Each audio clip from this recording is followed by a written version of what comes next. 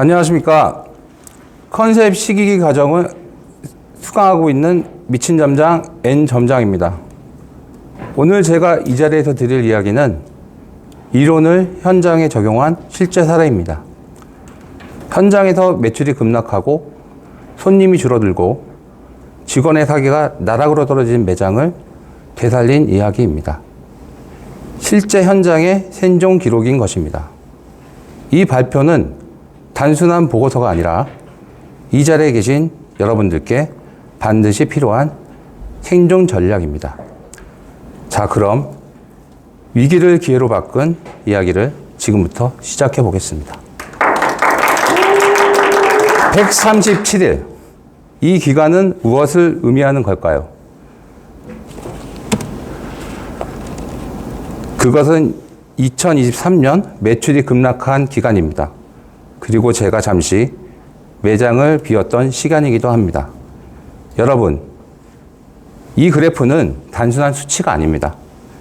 고객이 외면하고 있다는 증거입니다. 파란색 추세선을 보시기 바랍니다. 네이버 플레이스 유입은 계속 줄어들고 있습니다. 매출은 8월부터 급격하게 무너집니다. 다시 복귀한 저는 이대로 무너질 수는 없었습니다. 매장을 살려내야만 했습니다. 그것이 제가 복귀한 가장 큰 이유이기 때문입니다. 그럼 이 하락세를 어떻게 극복했는지 보여드리겠습니다. 이 숫자가 보이시죠? 이건 단순한 매출 상승의 수치가 아닙니다. 영업이익 160만 원, 이익률 0.78%, 영업이익 5,600만 원, 이익률 15.18%까지 올린 반전의 스토리입니다. 감으로는 절대 못하는 일입니다. 이건 분석이고 전략이고 실행입니다. 자, 그럼 이러한 결과물이 만들어지기까지 과정을 목차로 살펴보겠습니다. 목차는 플랜, 두, 시, 체크, 앞으로의 과제로 구성되어 있습니다. 첫 번째 시작은 플랜을 세우기 위한 내부 진단입니다. 데이터를 수집하고 분석하는 과정입니다. 내부 진단 첫 번째는 월별 매출액 분석입니다. 이 그래프는 2023년 당시 매장이 실제로 얼마나 위험했는지 보여줍니다. 8월부터 매출은 급락했고 11월엔 손익분기점이 거의 깨지는 지점까지 갔습니다. 분석하고 나니 저는 확실히 느꼈습니다. 변하지 않으면 끝난다. 매출이 떨어지기 전 먼저 신호를 보내온 데이터도 있습니다. 바로 플레이스 유입수입니다. 매출이 떨어지기 전부터 우리에게 위험하다, 위태롭다, 변해야 한다고 먼저 신호를 보내고 있습니다. 이건 단순한 클릭의 수치가 아니라 고객의 마음이 떠났다는 신호였습니다. 두 번째 내부 진단은 월별 평균 테이블 단가입니다. 이 그래프를 보시면 한 가지가 분명해집니다. 고객 한 팀이 우리에게 지불할 금액, 즉 테이블 단가는 변함이 없다는 것입니다. 그 말은 고객이 돈을 안 쓰는 것이 아니라 고객 자체가 안 온 것, 고객이 이탈했다는 이야기입니다.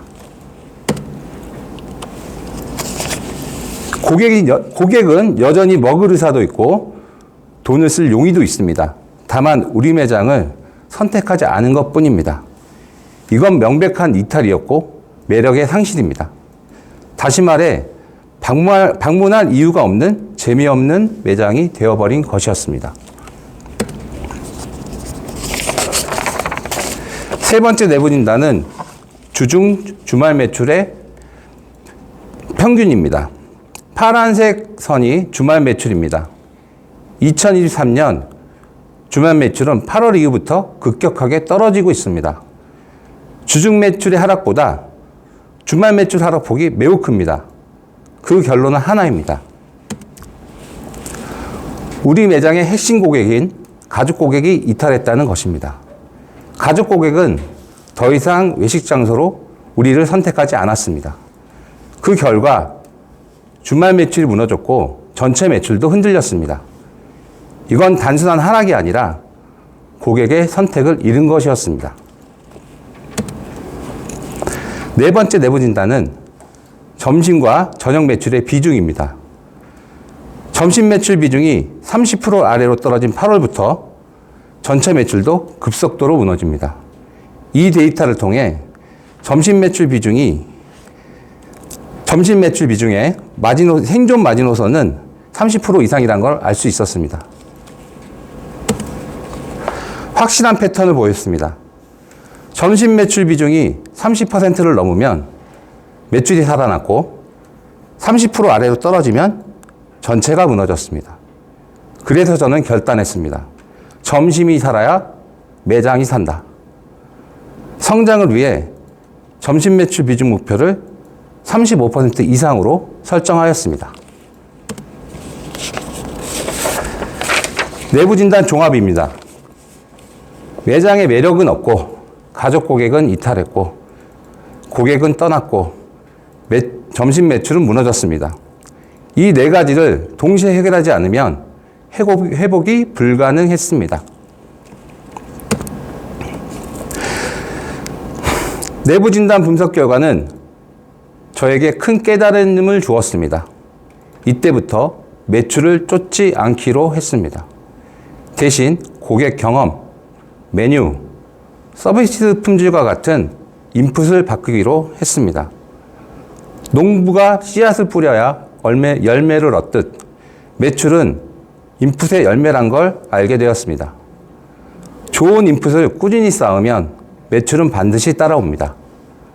이 시점의 매장의 인풋은 잘못되어 있다는 것이었습니다.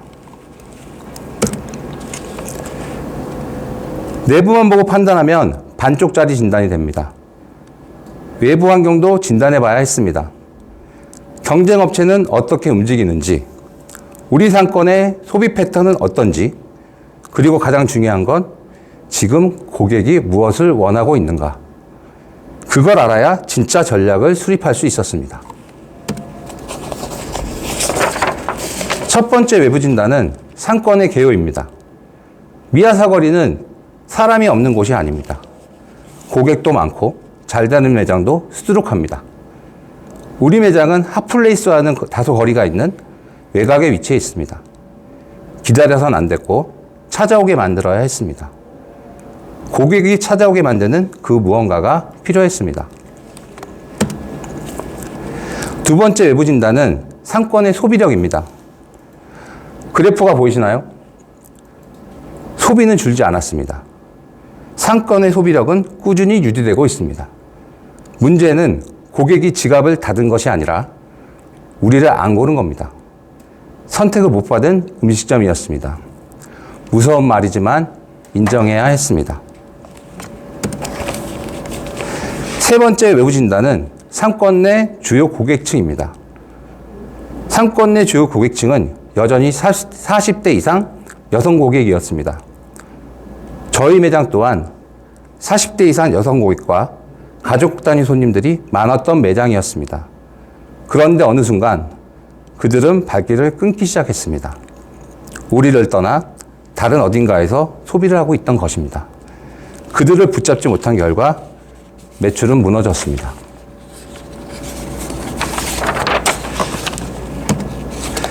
네 번째 외부 진단은 상권 내 경쟁업체 분석입니다.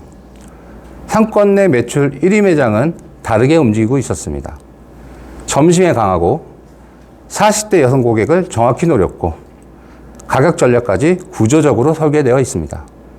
그들은 고객의 시간, 연령, 소비력을 계산하고 설계한 겁니다. 감이 아닌 구조화된 전략입니다.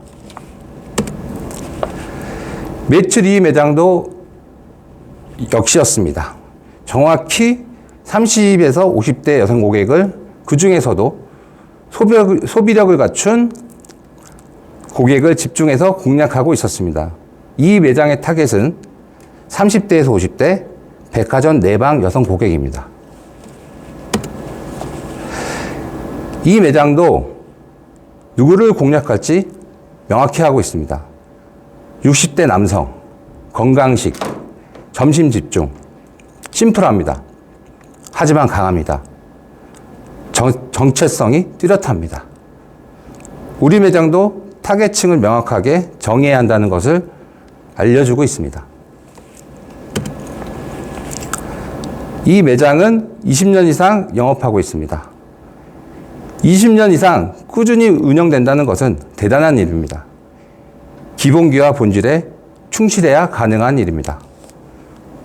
평일, 주말 모두 균형 잡힌 매출. 이건 마케팅이 아니라 본질을 지켜낸 결과입니다. 배울 것이 많은 매장입니다. 이 매장은 저희 매장과 마찬가지로 입지가 좋지 않습니다. 그런데 매출이 매우 잘 나옵니다. 심지어 동일 프랜차이즈 매장 중 최상위 매출을 기록하고 있는 샤브샤브 전문점입니다. 비결은 명확합니다. 여성 고객 중심, 점심 집중, 합리적인 가격, 딱 세 가지만 정확히 공략한 것입니다. 경쟁업체 분석은 간단합니다. 모두가 명확한 고객, 명확한 시간대, 그리고 명확한 전략을 갖고 있었습니다. 40대 이상의 여성, 점심시간, 합리적인 가격, 그걸 지켜낸 매장은 승승장구하고 있었습니다. 외부 환경 진단 종합입니다. 첫째, 상권의 소비력은 여전합니다. 둘째, 매출 상위 경쟁업체는 주말 매출이 높습니다.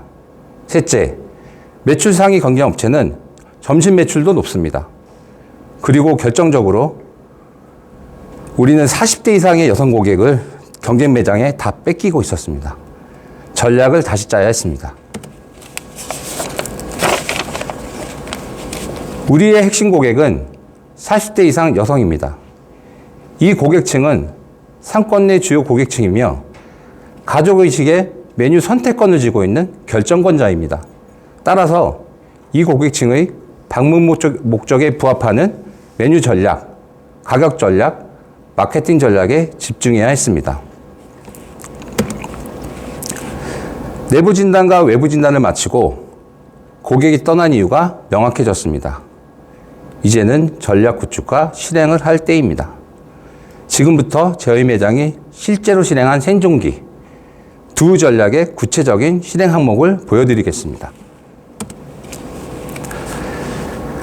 이번 실행은, 즉 두 단계는 단순한 변화가 아닙니다.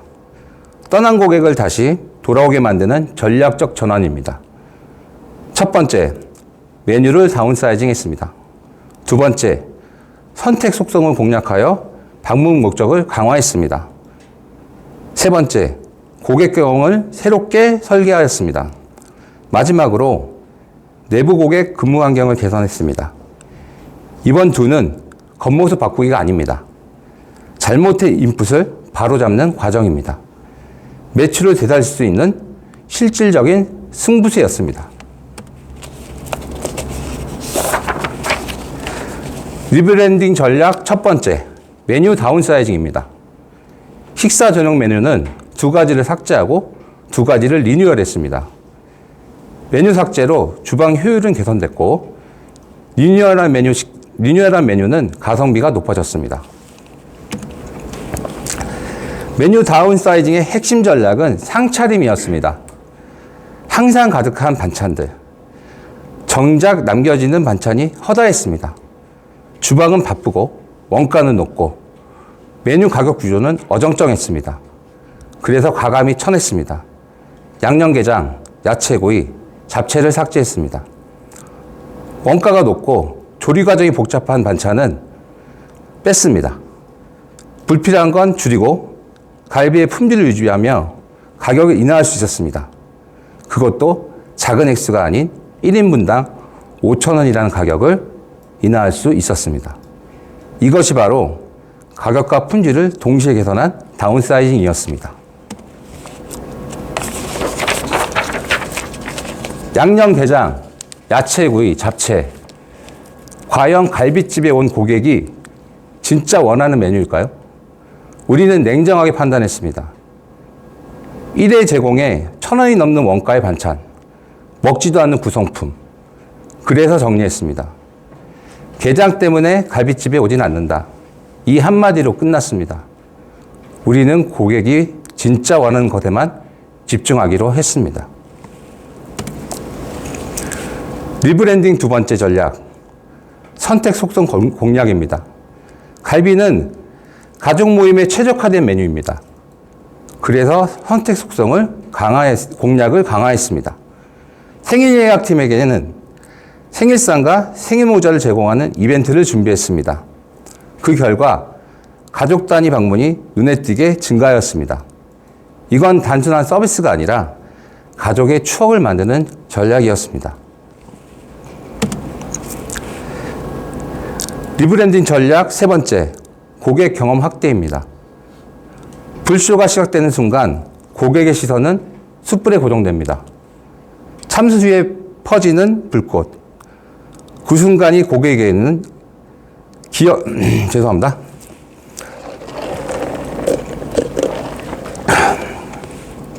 그 순간이 고객에게는 기억에 남는 하나의 경험이 됩니다.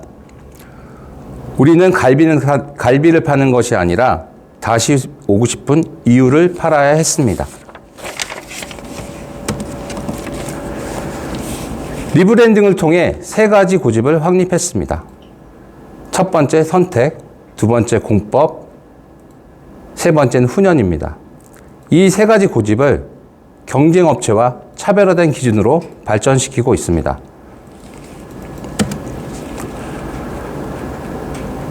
리브랜딩 전략은 단순한 변화가 아닌 운영 철학의 재정립입니다.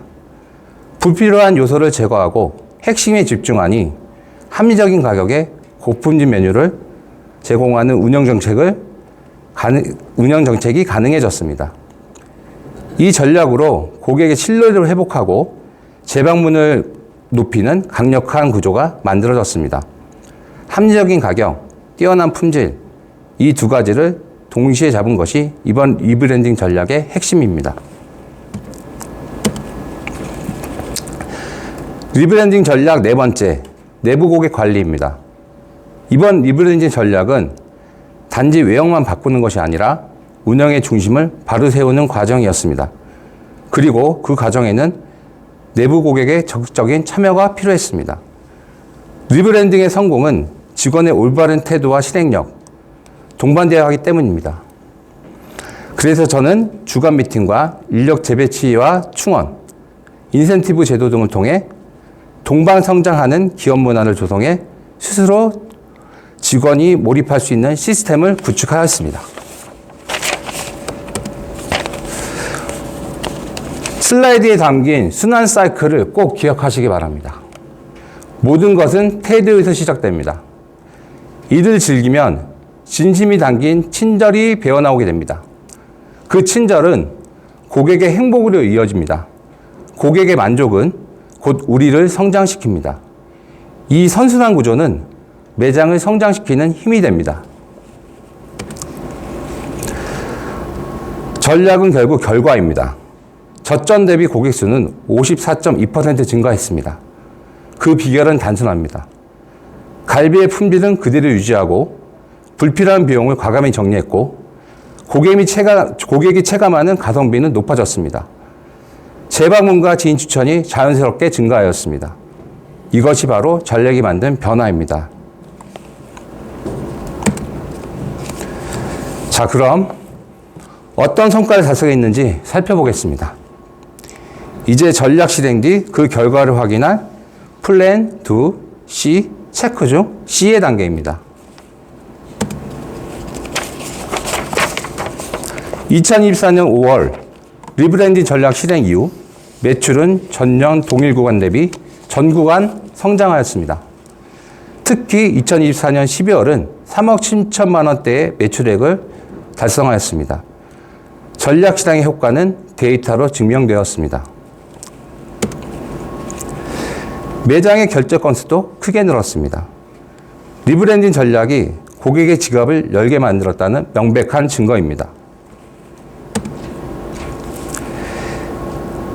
2024년 5월부터 12월까지 매출액은 전년 대비 3억 1,700만 원 이상 증가하였습니다. 이를 월 평균으로 나누어 보면 월 4,540만 원의 매출이 더 발생한 것입니다. 결제 건수도 확연히 달라졌습니다. 2023년 동일 시기 2만 건이었던 결제 건수가 2024년에는 2만 8천 건으로 증가하였습니다. 이 결과는 데이터를 통해 고객이 원하는 것을 정확히 보고 그에 맞는 정확한 인풋이 담긴 전략 구축과 실행을 했기 때문입니다. 네이버 플레이스 순위입니다. 고객이 우리를 다시 주목하기 시작했습니다. 미아사거리 맛집 72위에서 7위, 미아 맛집 65위에서 12위, 삼양동 맛집 61단계 급상승. 고객이 원하는 방향을 제대로 인풋하자 검색 순위는 자연스럽게 올라갔습니다. 지금의 네이버 플레이스 순위는 광고의 힘이 아닙니다. 마케팅 비용은 월간 매출액의 1% 미만으로 집행하고 있습니다. 고객이 먼저 찾고 자발적으로 유입된 결과입니다. 좋은 전략은 고객이 알아서 반응합니다. 우리는 그 전략을 실행했을 뿐입니다. 종합평가입니다. 전략 실행 이후 가격을 내렸음에도 불구하고 원가율은 36% 이하로 안정적으로 유지됐고 영업이익률은 12에서 15%로 수익성도 확보했습니다.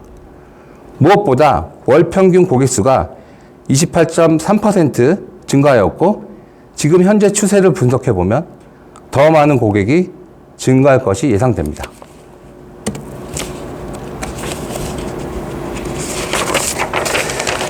이번 리브랜딩 이후 저는 하나의 큰 기준이 생겼습니다. 바로 진정한 가성비를 지켜내는 것입니다. 가격을 낮추는 것이 아니라 고객의 체감하는 만족도를 높이고 기업과 직원 모두가 함께 웃을 수 있는 구조를 만드는 것. 이 기준을 지켜나간다면 앞으로도 흔들리지 않은 지속적인 성장이 가능할 것입니다.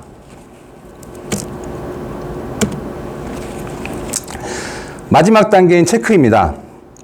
향후 과제와 개선 방향에 대해 말씀드리겠습니다. 이번 리브랜딩은 분명히 의미 있는 결과를 냈지만 여기서 멈출 수는 없습니다. 다시 한 단계 업그레이드 되기 위해선 연매출 40억 원 달성이라는 새로운 로드맵을 설정했습니다. 새롭게 설정한 목표를 달성하기 위해서 1단계 월 평균 매출액 3억 5천, 특히 점심 매출 비중 40% 달성을 목표로 하고 있습니다. 2단계 5월과 12월 특수 시즌 월 매출 4억 원 이상을 달성하는 전략을 구축해야 합니다. 1, 2단계가 성공적으로 달성되면 마지막 3단계인 연매출 42억 원은 자연스럽게 달성됩니다. 그리고 비수기가 없는 매출의 안정화까지 동반될 수 있습니다. 앞으로도 데이터를 기반으로 이 목표를 향해 빌드업해 나갈 예정입니다. 향후 매출액 40억 달성을 위해 6가지 미래 성장 전략이 실행되어야 합니다. 첫 번째, 핵심 메뉴의 고도화. 두 번째, 서비스의 고도화. 세 번째, 직원 역량의 강화.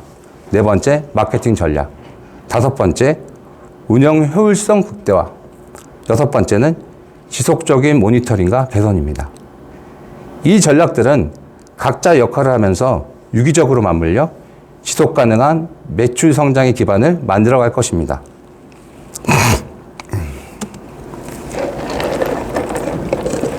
어디서 많이 본 슬라이드가 나오지 않았습니까? 개간 첫 수업 때마다 빠지지 않고 등장하는 플랜2C에 대한 교수님의 자료입니다. 지금까지 보신 과정은 단순한 실행이 아닌 철저한 사고 구조 위에 이루어졌습니다. 바로 교수님께서 강조하시는 플랜2C, 즉 계획하고 실행하고 결과를 분석하는 구조적 사고 체계입니다. 왜 교수님은 OT를 하실 때마다 플랜, 2, C, 누차 강조하시는 걸까요? 다시 한번 생각해 보시기 바랍니다. 저는 이러한 구조적 실행 덕분에 제가 근무하는 매장을 쇠락에서부터 성장으로 다시 일으켜 세울 수 있었습니다. 제가 매일 관리하고 있는 매장 데이터 파일입니다. 육감은 틀릴 수 있지만 데이터는 거짓말하지 않습니다. 시작도, 실행도, 개선도 모두 데이터가 절대적 기준입니다. 결론은 분명합니다. 모든 것은 데이터로 시작됩니다. 데이터는 숫자가 아니라 매장의 생존과 성장에 직결된 생명선입니다. 앞으로 제가 가야 할 길은 단순한 음식점 점장이 아닌 외식 전문 경영인으로서의 성장입니다. 그 첫 번째는 더욱 고도화된 데이터 경영, 두 번째는 서번트 리더십, 세 번째는 고객 중심 경영입니다. 탁월한 경영자가 되고 싶어 갈망에서 시작된 결핍과 갈증. 그 목마름은 저를 움직이게 했고 결국 저를 스스로 공부하게 만들었습니다. 그리고 지금 이 자리에 서서 여러분께 처절한 생존기에 대한 말씀을 드리고 있습니다. 전략 수립 기간 3개월, 연 매출 40억 달성이 눈앞에 와 있습니다. 저는 매일매일 다짐합니다. 멈추면 죽는다. 멈추면 죽습니다.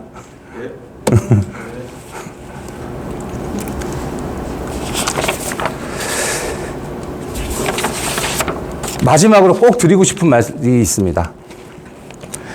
제가 오늘 드린 말씀은 단순한 성공담이 아닌 현장에서 살아남은 실전 기록입니다. 그 중심에는 김영각 교수님의 데이터 경영이 있었습니다. 이제 외식업은 감으로 이끌 수 있는 시대가 아닙니다. 데이터 없는 경영은 망망대해를 나침반 없이 하는 것과 같습니다. 이제 제가 묻겠습니다. 여러분은 감에 기대어 망망대해를 떠도는 선장이 되시겠습니까? 아니면 데이터라는 나침판을 쥐고 항로를 설계하는 성장이 되시겠습니까? 저는 선택했습니다. 데이터 경영이라는 가장 강력한 무기를. 그리고 오늘 여기서 여러분들께 그 무기를 쥐고 일어난 순간을 알려드렸습니다. 망설이지 마세요. 지금 시작하세요. 데이터를 보면 길이 보이고, 데이터를 관리하면 매출이 따라오고, 데이터를 분석하면 미래가 보입니다. 감사합니다.